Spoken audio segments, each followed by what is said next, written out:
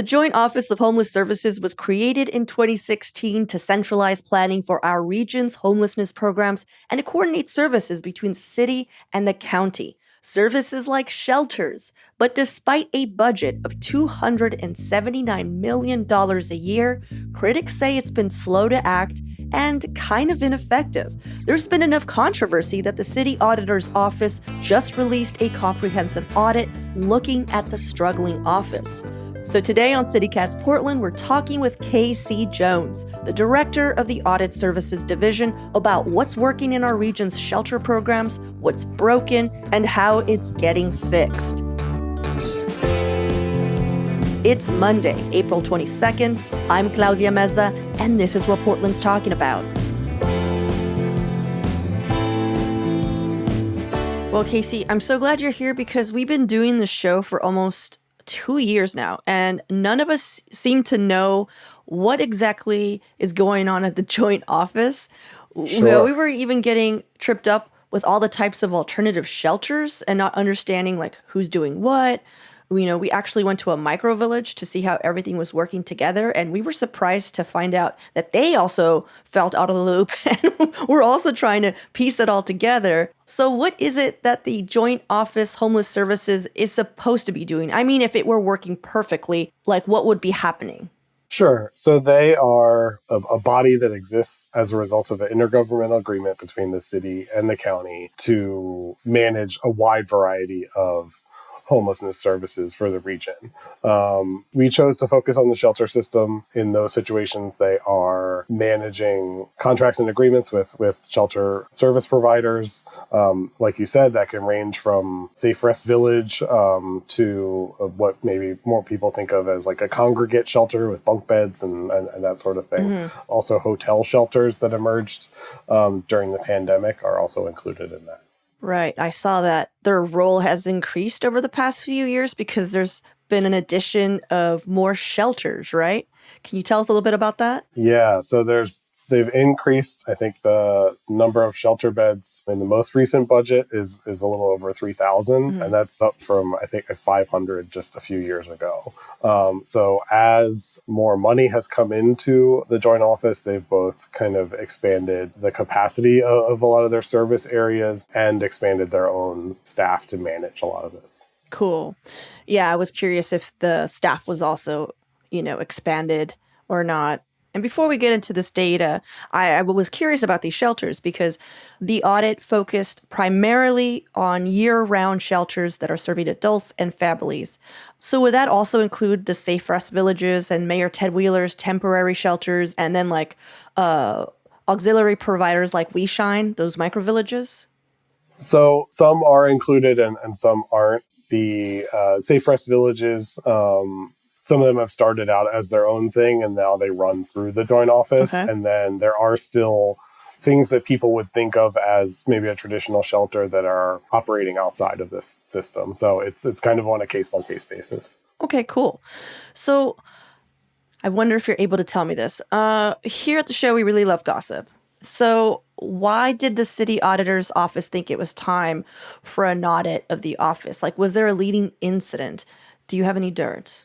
Sure. I think that increase in money and capacity. This is very practical. Okay. Yeah. The intergovernmental agreement itself was up for review when we put it on the schedule. And then I think we noticed, the difference of opinion between city and county about like what direction the joint office should be going in, housing first versus shelter and that sort of thing. Mm-hmm. Okay. So there wasn't like some guy. There was not some guy. Okay. Or some lady, Or some lady. Or a non-binary person. Yeah, or some person. All right. Well, one of your report's main findings is that there's just not enough shelter beds in Multnomah County, which, surprise, But you also found some real problems in how hard it was for people to just get connected with services. What did you learn about how tricky it is to access these shelters?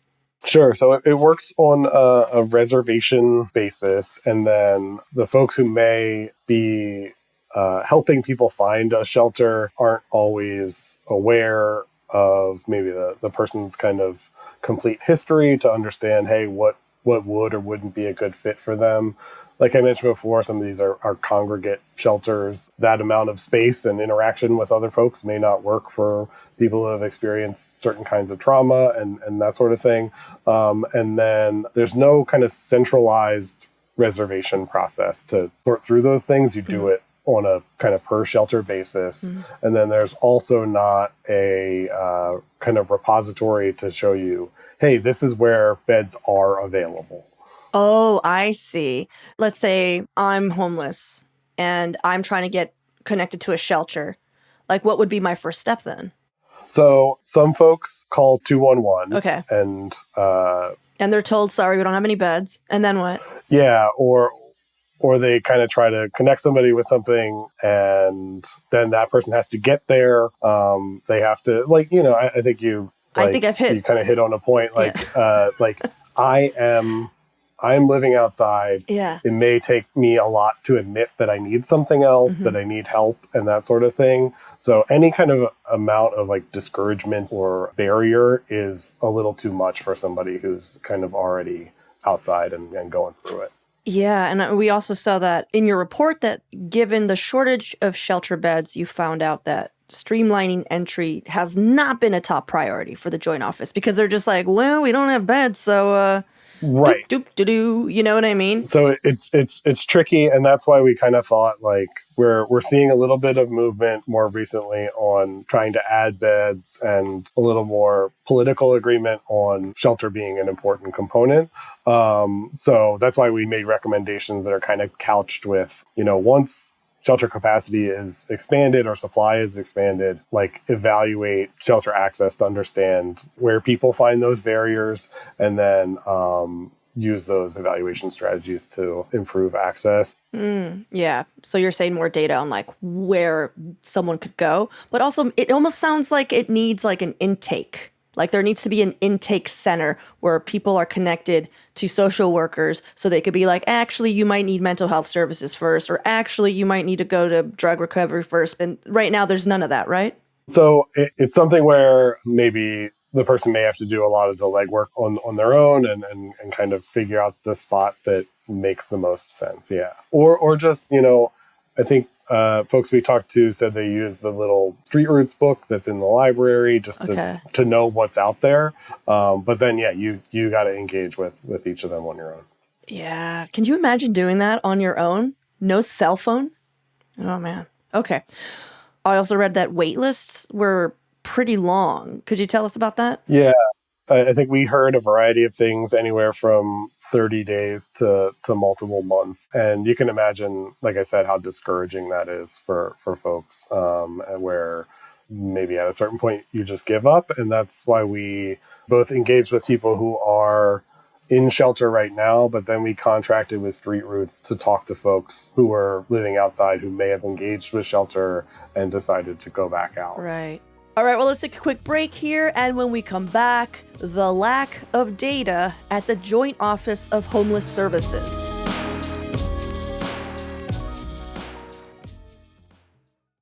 One of the ongoing criticisms we've heard about the Joint Office is something that you've also brought up yourself now, which is they've not done a great job of keeping track of things. You know, your office pointed out because different shelters measure things in different ways, it can be hard to compare them to one another. Can you give us a few examples of that? Yeah, I think this is a system that has been built up over time. So a lot of these service agreements are not designed consistently. So the Joint Office has certain high-level goals, but each provider contract may not easily kind of roll up into some overall reporting on how the Joint Office is doing with one thing or another. And these are nonprofit service providers. They're focused on providing the service. So I think the Joint Office has done more about getting the performance measures, especially around getting folks into housing, in line, but there's still kind of a wide variety of stuff. Gotcha. And that stuff doesn't kind of roll into a realistic goal for overall, this is what we expect shelter to provide in terms of a pipeline to housing. Right, because if the data isn't consistent, then how will anyone be able to track progress or flag Right. when something isn't working? I mean, again, we spoke to a nonprofit shelter provider, and they said they had specific goals to hit in order to get funding. But Yeah. even they themselves were a little like, well, like I was Sure. like, well, have you Sure. hit it? And they're like, well, and I was like, yeah. Yeah. And it's not like I'm faulting them. I'm just like, it just seems like it's difficult to track. But it also makes sense if each shelter is a little different. You can't be like, all Yeah. right, because just referring to your audit report here, performance targets for exits to permanent housing ranged considerably from 10 to 90%. Right. And this is a quote from a provider. We're given metrics to meet, but they seem made up. I don't see a purpose for what the joint office is asking. The joint office has a goal, but just throws a number at us. And so I'm sure the joint office really has like an idea. And if they're not communicating it well, or if the provider feels it's off, that's a conversation, right?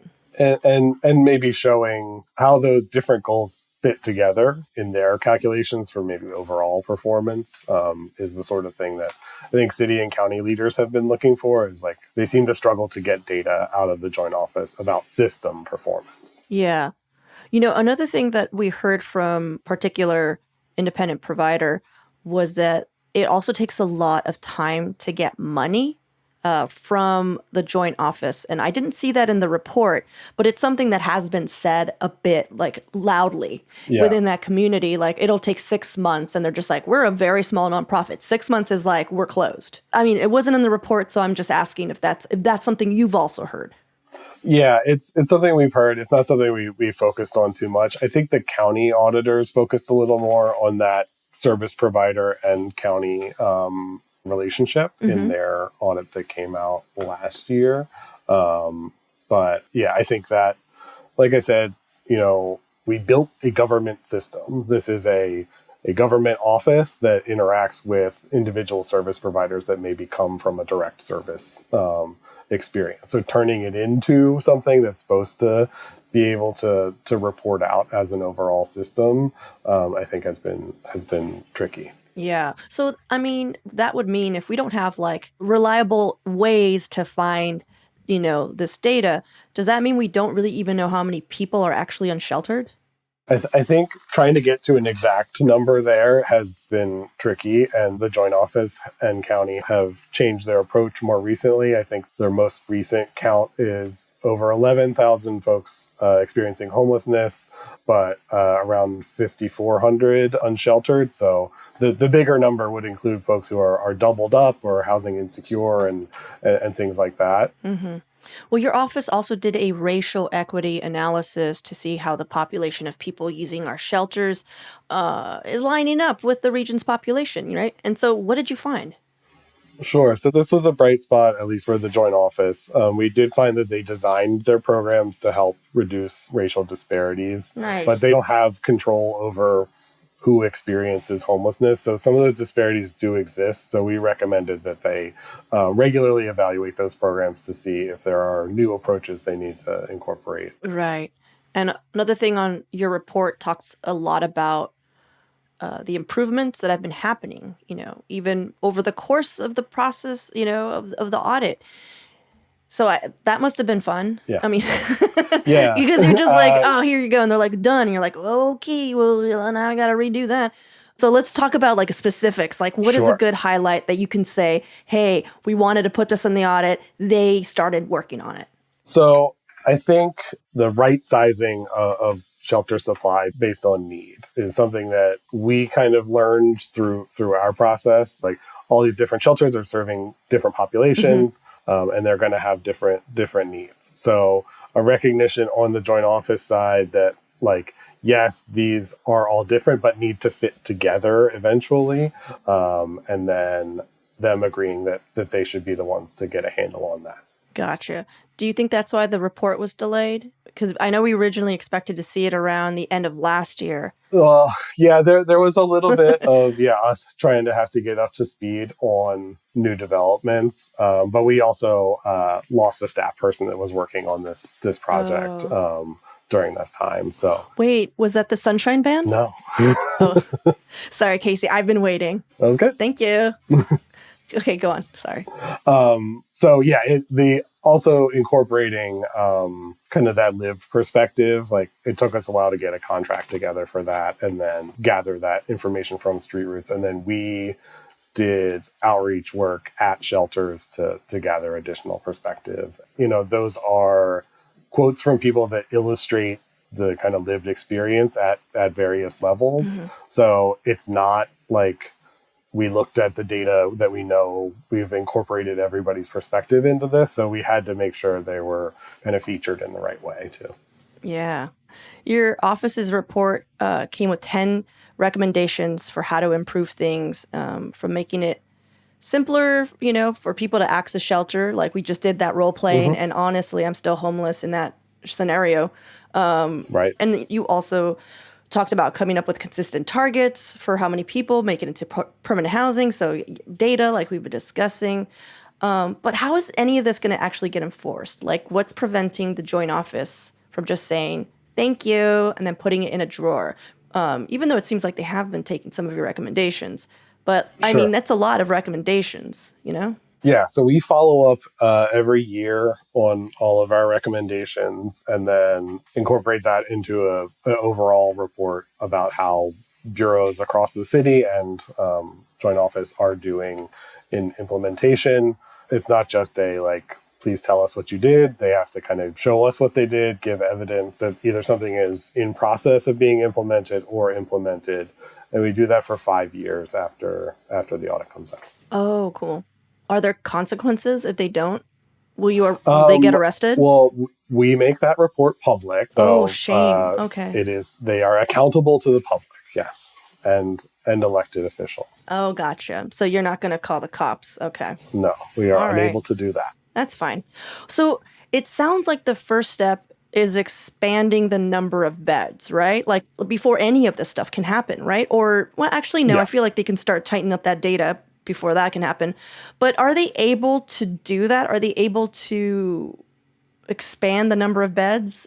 Because it's kind of hard when someone tells you to get taller and you're just like, well, here's where I'm at with my height, Yeah.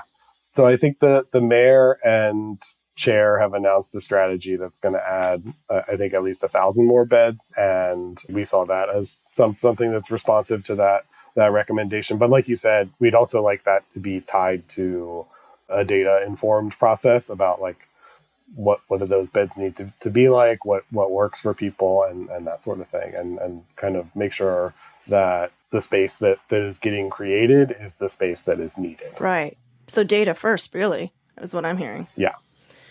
Well, that's cool. If they don't, will you send them a letter of education? We try to flag things that maybe are moving in the wrong direction. Mm-hmm. So in that audit follow-up report that I mentioned, we'll note when things are particularly far behind. That's my new favorite thing that I've learned about your office is that you send out letters of education. I hope one day to receive one, honestly. Okay. Well, Casey, thank you so much for hanging out with us and letting us know, what your report. Thank you for putting that together. I know we needed it. Yeah, thank you.